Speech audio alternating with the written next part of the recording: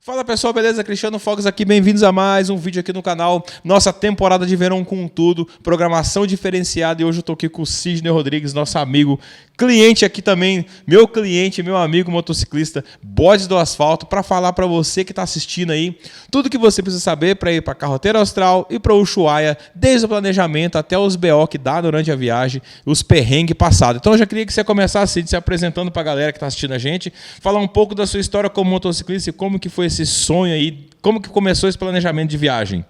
Ô Fox, prazer estar com você aqui. Você é um motociclista também, que nós já viajamos junto, né? E é sempre bom estar com motociclistas, né? A nossa viagem, o planejamento foi em torno de 6 meses, mais ou menos. Nós viajamos, eu e o Neto, e nós, em momento algum, a gente solicitou apoio de uma agência de viagem, que a gente podia comprar a mesma viagem. Então, nós pesquisamos, assistimos muitos canais, todas as informações da viagem, o destino, o melhor momento de ir para lá, que poderia. Nós fomos agora em novembro, né?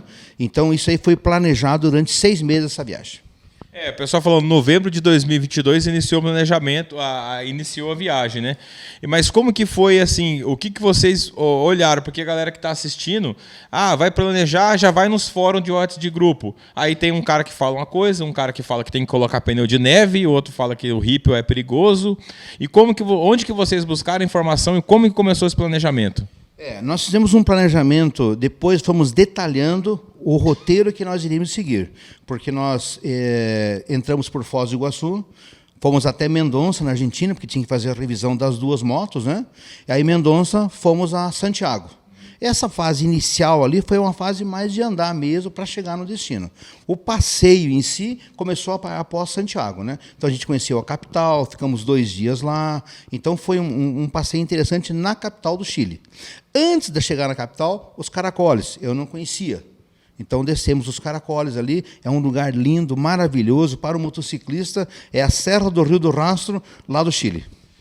Se tiver depois, o editor vai colocar essas imagens dos caracoles. Tem muito vídeo que a gente assiste. E o que você achou mais legal nessa estrada? Ela é isso tudo mesmo? Ok, lá de cima você começa a ver, por isso que é os caracoles, mas ela vai da onde até onde essa serra? Saindo de Mendonça, aí sobe a cordilheira e os Caracoles descendo a cordilheira em direção ao Chile, né? Ela não tem guarda-reio. Tem bastante vento ali, né? Então você tem que descer com muito cuidado. Bastante caminhão, as curvas são extremamente fechadas, muito óleo na pista. Então, para o motociclista, depende de muita atenção. Ali, uma queda ali é extremamente grave. E pode não sobrar nada, né? E a gente continuando a viagem, assim, depois desses dias começou aí quando realmente começa a ficar frio, porque o pessoal tem uns amigos argentinos que falam a melhor época de Ushuaia de outubro, novembro até abril no máximo, porque depois de abril em diante começa a esfriar demais. Como que foi esse início de viagem? Como que vocês começaram? E qual que foi o planejamento? Que vocês também tiveram foi um destaque ali, né? Porque fazer Carreteira Austral e Ushuaia numa viagem só. Mas como que foi dali para frente?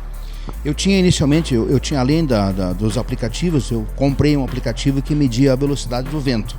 Ele foi extremamente útil para mim. A partir de Mendonça, já começou a aparecer aquela temperatura mais amena. No dia que saímos de Mendonça para Santiago, que dá em torno de 300 km, já visualizei neve. Então era uma temperatura em torno de 12 a 15 graus nesse trajeto ali, né? Então já veio aquele deserto, mesmo subindo a cordilheira e depois descendo, e a temperatura em torno de 15 graus. Então já começou a aparecer aquele frio que era esperado para a viagem ao final. Como que foi a experiência aí? A gente recebemos alguns vídeos seus no WhatsApp, brincando igual criança aí na neve. Como que foi a sensação de chegar lá rodando de moto? E de neve, descer de avião e ver a neve é uma coisa, mas chegar rodando e ver aquelas coisas, congelando a paisagem, como que foi essa sensação? A Carreteira Austral, o quilômetro zero dela é na cidade de Puerto Montt. E nós já tínhamos um desvio que nós iríamos sair da Carreteira Austral para visitar uma cachoeira. A cachoeira lá, a visitação, e naquele dia os funcionários estavam em greve. E nós passamos ao lado do vulcão Osorno. Fomos convidados a ir lá visitar o vulcão Osorno. Só a subida para chegar no pé do vulcão de moto já foi uma aventura. Chegando lá tinha um teleférico que em dois momentos levava a gente lá na neve, lá no vulcão literalmente. Então, para mim, que eu não conhecia a neve exatamente, foi um momento de muita alegria. Correr na neve, brincar na neve, jogar neve no Neto, e assim a gente fez várias filmagens lá, né?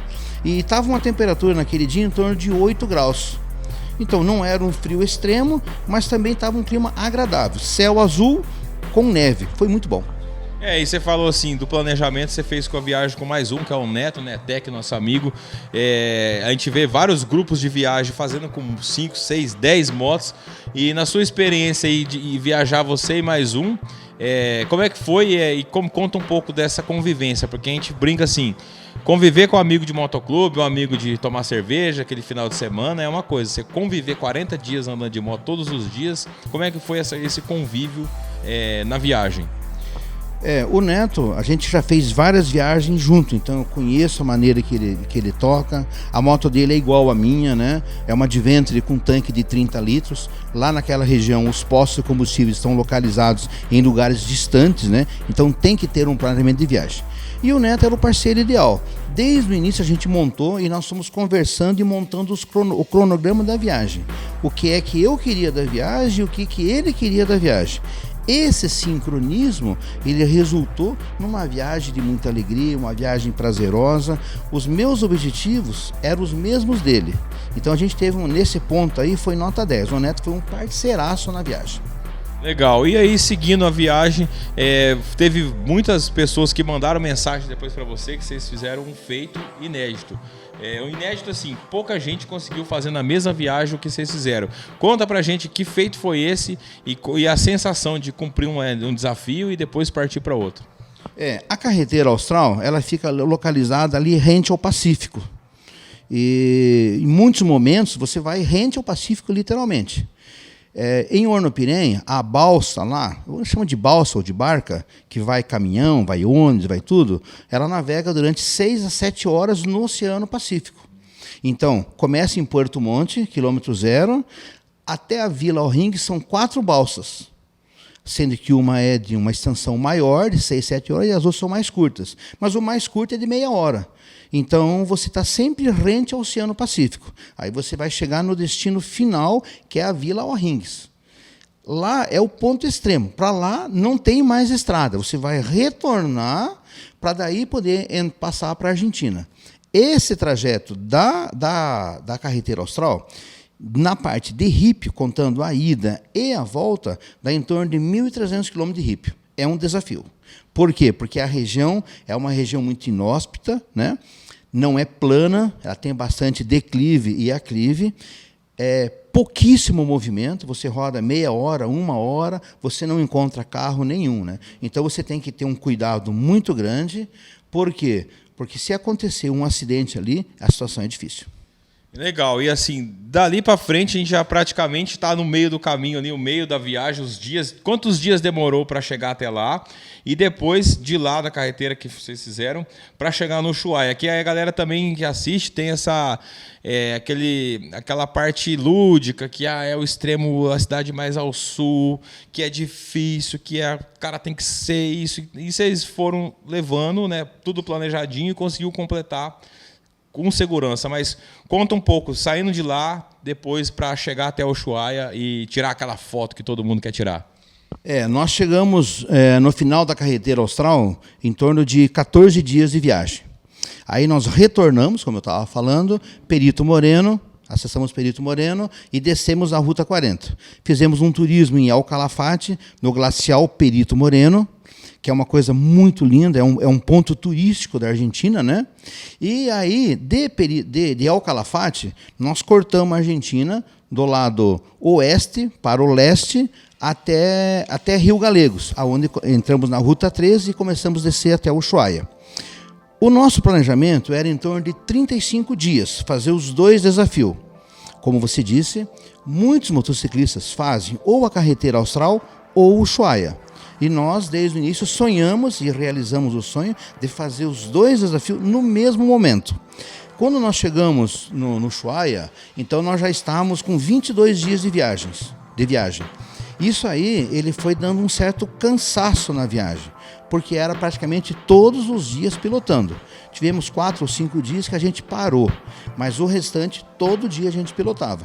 E você sabe, você como motociclista, você pilotar todos os dias, lá é frio, a temperatura 4, 5, 8 graus por aí, né? Mas o cansaço é muito grande. Então, Cid, depois que você chegou lá em Ushuaia, a gente tá fazendo até o merchan, para quem não sabe, eu também sou corretor de seguros, né? A gente cuidou de toda a documentação. A galera quiser depois no canal, a gente faz um vídeo só explicando sobre documentação necessária, seguros, tipo de seguros. Você também pode seguir a minha corretora lá no Instagram, que a gente dá bastante dica. Mas assim, tendo a documentação em dia, o pessoal tem muita dúvida que gera, né? A parte de documentação, de seguro e parte técnica da moto. Ah, eu tenho que fazer o que na minha moto? Eu tenho que levar um galão. Ah, é porque eu tenho que levar um kit lá, não sei o que, uma corrente para amarrar a moto. O que você teve que usar? Qual foi as adaptações que você fez na moto e a fiscalização?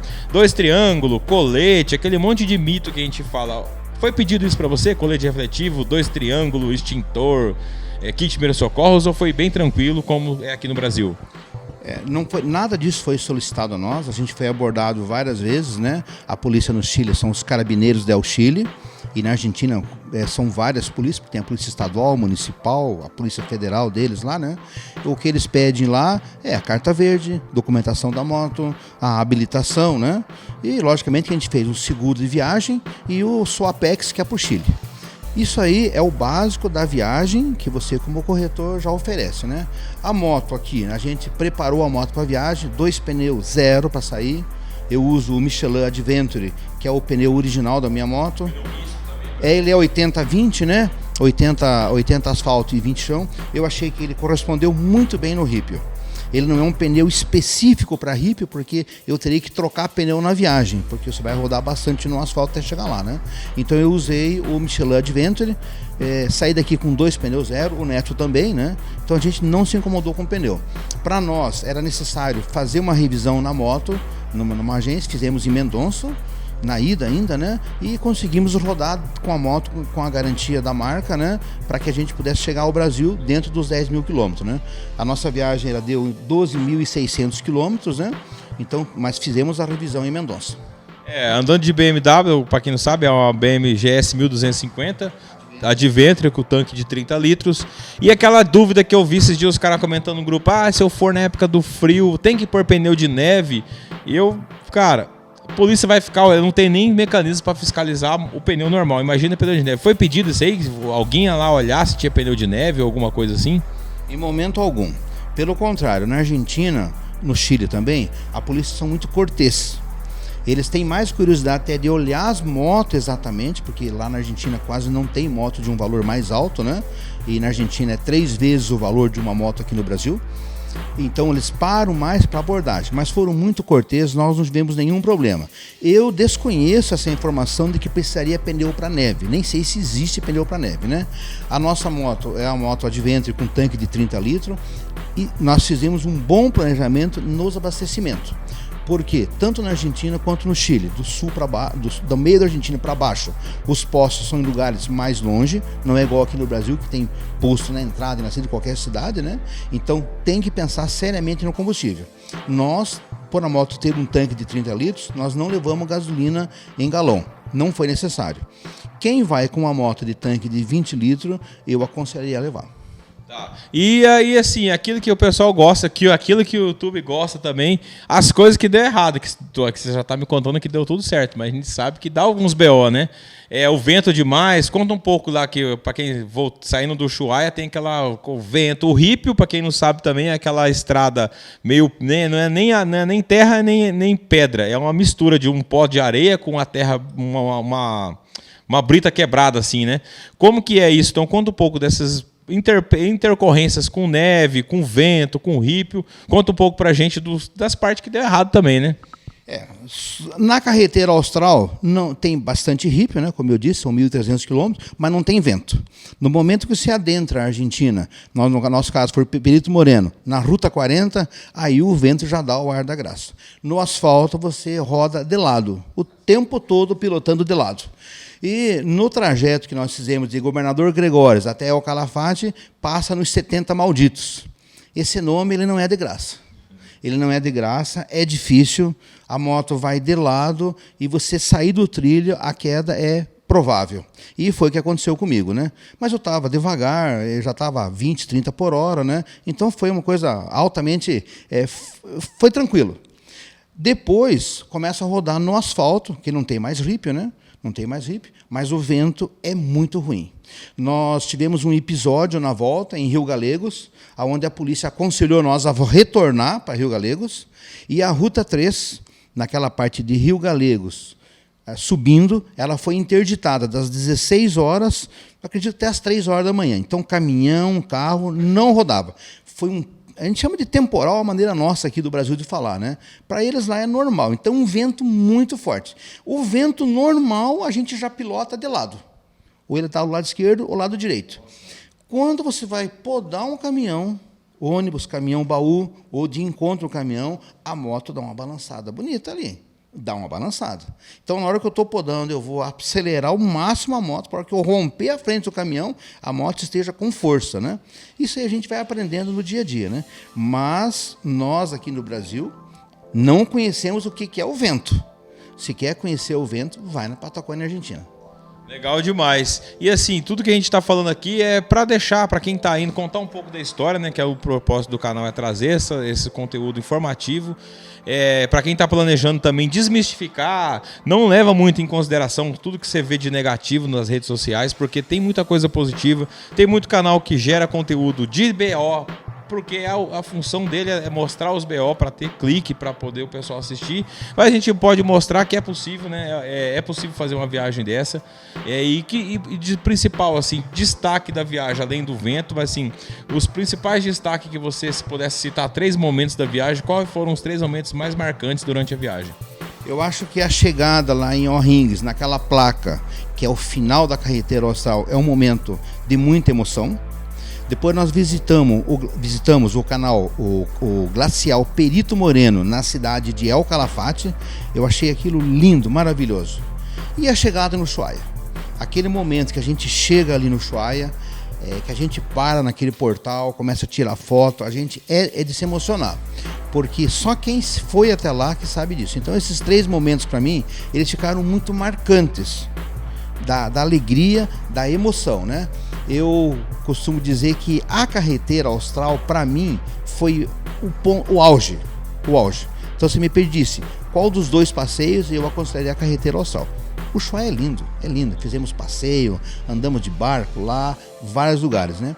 Agora, a carretera austral, chegar lá naquele ponto extremo, em Vila O'Rings, uma cidadezinha bem pequenininha, deve ter uns 1000 habitantes no máximo, né?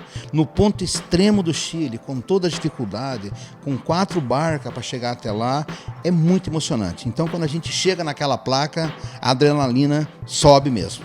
Legal demais, você falou uma viagem aí, quase 40 e poucos dias, né, de viagem, no final deu 42 dias, tudo? Não. O planejamento dela era 35 a 40 dias, nós fizemos em 32 dias. Não no sentido de apressar, porque nós tínhamos todo o tempo para fazer. É que em alguns momentos a gente tinha deixado trajetos bem curtos, né? E o tempo estava propiciando a gente andar um pouco mais. Mas paramos, tiramos foto. Todo o planejamento, toda a viagem aconteceu de acordo com o planejamento. Foto, filmagem, curtir momentos, parar, apreciar a natureza, né? Nós aqui não estamos acostumados a ver aqueles morros cobertos de neve, né? É muito lindo. É só estando lá para ver isso aí.